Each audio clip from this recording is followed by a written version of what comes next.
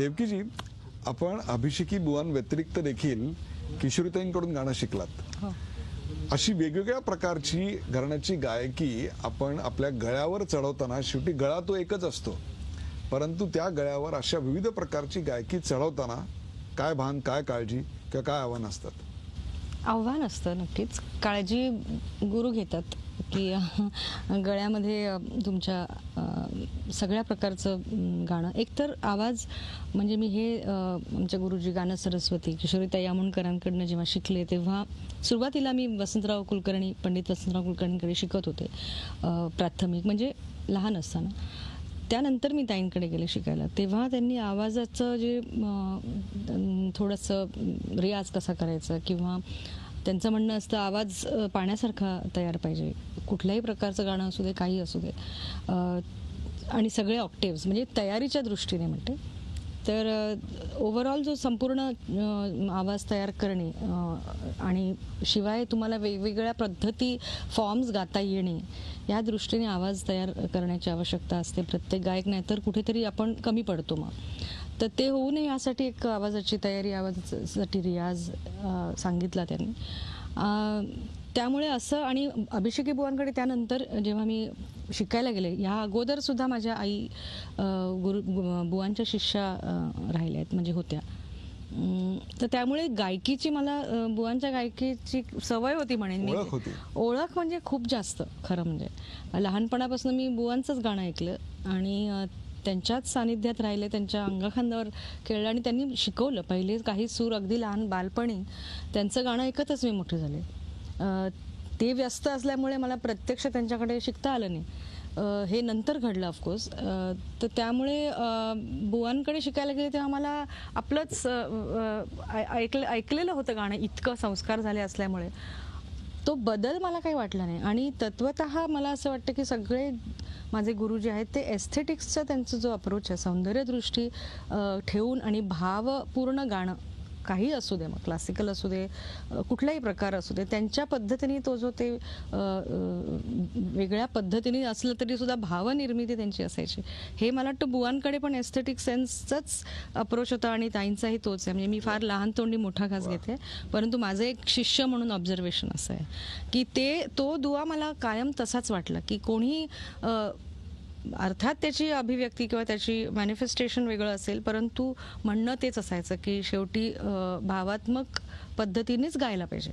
त्याच्यातनं रस म्हणजे निरस असं गाऊ नये किंवा वृक्ष गाऊ नये, ह्याच्याकडे बुवांचंही लक्ष होतं आणि त्यांचं असं अट्टहास आग्रह असायचा की सुंदर सूर लावले पाहिजेत, आणि तो ताईंचा पण आहे. सुंदर परंपरेचं विश्लेषण इतक्या वर्षानंतर मी ऐकतोय की एखादी परंपरा विस्तृतपणे विश्लेषित कशी करून सांगावी, हे उत्तम आता तुमच्याकडनं ऐकायला मिळालं. अर्थातच त्याच्या मागे नुसता कलावंत नाही आहे, तर त्या कलावंताच्या मागे एक विचार आहे, संगीताचा स्वतःचा विचार आहे. आणि हाच तर खरा सवाल आहे की गाणं शिकवणारे भरपूर असतात, परंतु गाणं शिकणारेही भरपूर असतात, परंतु संगीताचा विचार देणारे फार कमी असतात.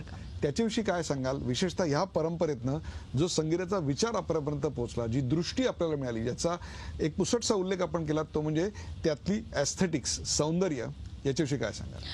मला असं वाटतं आपली प्रतिभा तर गुरु देऊ नाही शकत. मनात आणलं तरी कोणी दुसऱ्याला आपली प्रतिभा नाही देऊ शकत. आपली विचार, आपली क्षमता देऊ नाही शकत किंवा इमॅजिनेशन आपण देऊ नाही शकत.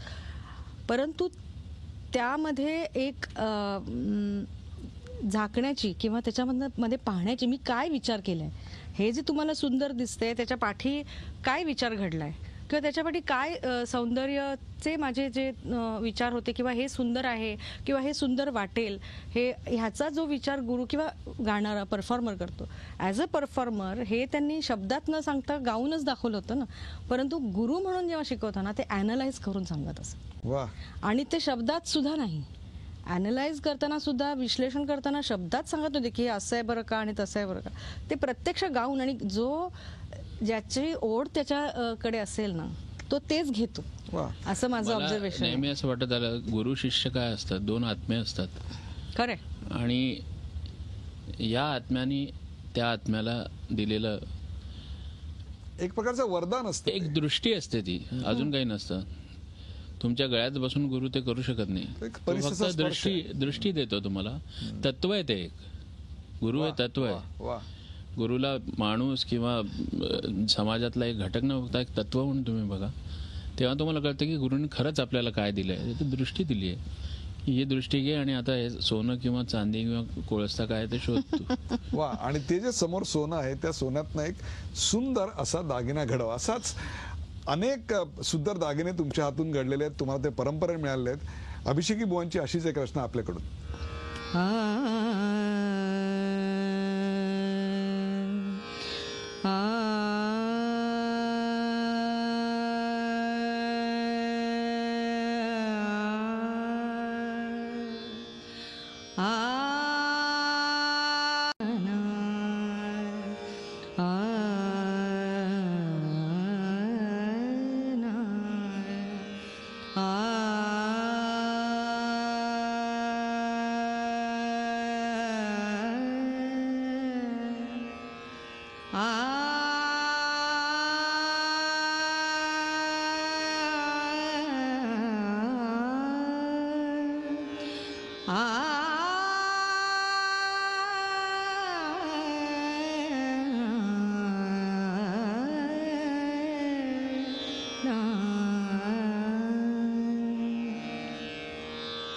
मोरा मन बस कर लीनो श्याम, मोरा मन बस कर लीनो श्याम, मोरा मन बस कर लीनो श्याम, सुंदर सुगर सलोने बलमान, सखी सपनी में मन हर लीनो श्याम,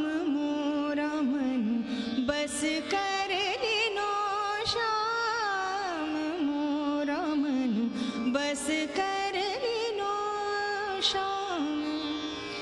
ऐसो बनवारी छेल अनोखे, ऐसो बनवा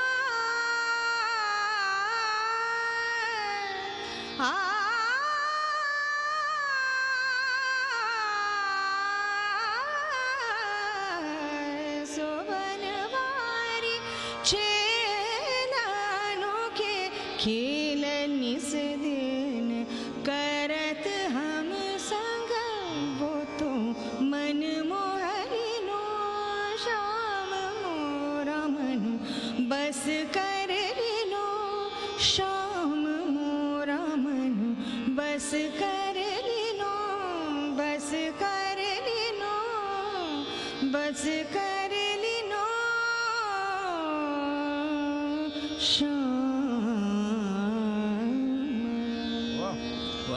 तुमचं गाणं आणि आवाज असा ऐकल्यानंतर असं वाटतं की आजूबाजूच्या आसमंताला सुद्धा स्वर फुटला आहे आणि आजूबाजूला सगळं तेच भरून राहिलं आहे. रूढी आणि परंपरा या दोन गोष्टींमध्ये अनेकदा शौनक आपल्याकडे गल्लत केली जाते. किंबहुना रूढी म्हणजे काय आणि नेमकं परंपरा म्हणजे काय आणि एखाद्या परंपरेचं वैशिष्ट्य म्हणजे काय. मी फार लहान आहे, जरी मी गेली 20-25 वर्ष कार्यक्रम करतोय.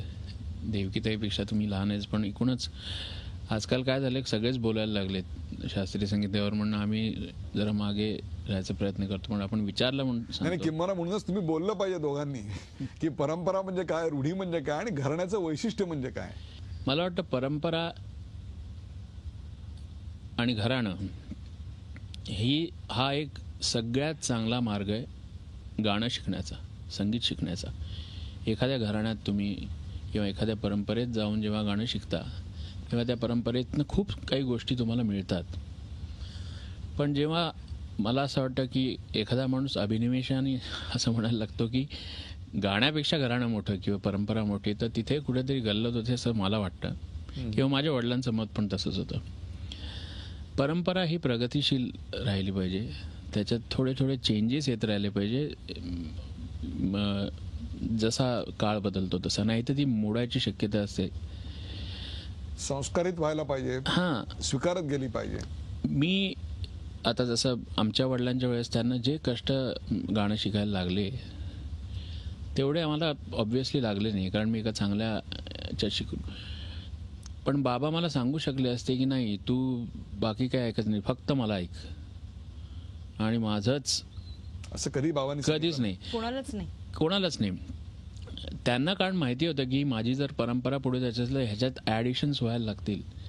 त्यांनी आम्हाला दृष्टी दिली, गाणं शिकवलं आणि म्हणले आता जमान्याचं ऐक तू, आणि माझ्याशिवायही 1000 चांगले गाणारे लोक आहेत, त्यांचं ऐक आणि त्यांच्याकडनं तुला काय मिळतंय आणि त्याचा गाण्यात तू कसा वापर करू शकतो याचा विचार कर. ही एक प्रकारची लवचिकता म्हणता येईल आपल्याला. मी तुम्हाला एक उदाहरण देते. म्हणजे बुवांचं मोठेपणपेक्षा त्यांची जी विचार करण्याची पद्धत होती थोडी निराळी होती.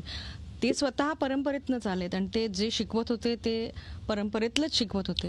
परंतु ते असं सांगायचे की मी जेव्हा त्यांना म्हटलं की आम्ही तुमच्या आधीच्या लोकांचं पण गाणं ऐकलंय, म्हणजे ऐकत आलोय, आणि तुमच्या गुरूंचं पण ऐकलंय थोडं थोडं, तर तुम्ही वेगळं कसं काय केलं? आग्रा घराण्याचं गाणं तुम्ही शिकलात, ग्वाल्हेर घराण्याचं गाणं, पण तुमचं असं वेगळं काय तुम्ही केलं? तर त्यांनी मला तेव्हा असंच बोलताना म्हणाले की तू प्रयत्न कर ना स्वतः विचार करण्याचा.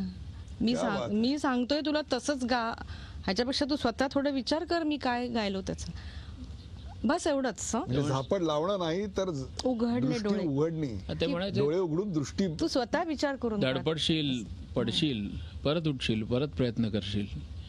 आणि परंपरा आम्ही कधीच, म्हणजे मी माझ्या याच्याप्रमाणे आम्ही कधीच विसरलो नाही. आम्ही परंपरेतनंच गाणं शिकलेलो आहे. म्हणजे बाबा स्वतः इतक्या गुरूंकडे शिकले वेगवेगळ्या, पण त्यांनी एक अभिषेकी स्टाईलनी ती प्रत्येक वेळेस तीच बंदिश आपल्या पद्धतीने टाकली, ज्याला आम्ही अभिषेकी स्टाईल म्हणतो.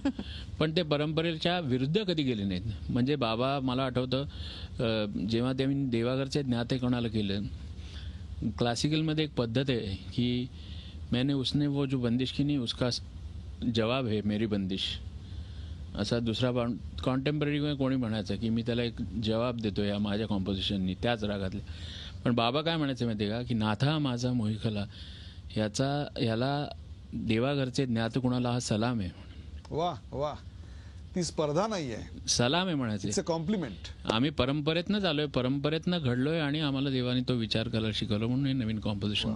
ज्याच्या हृदयात संगीत असताना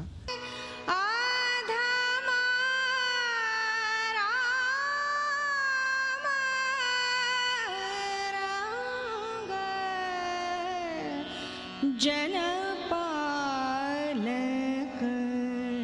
नमामि नमामि हरि तुम प्रणता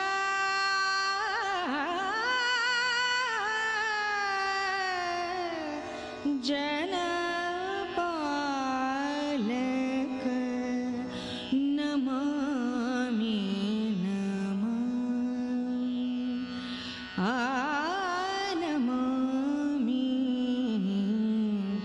नमामि नमामि नमामि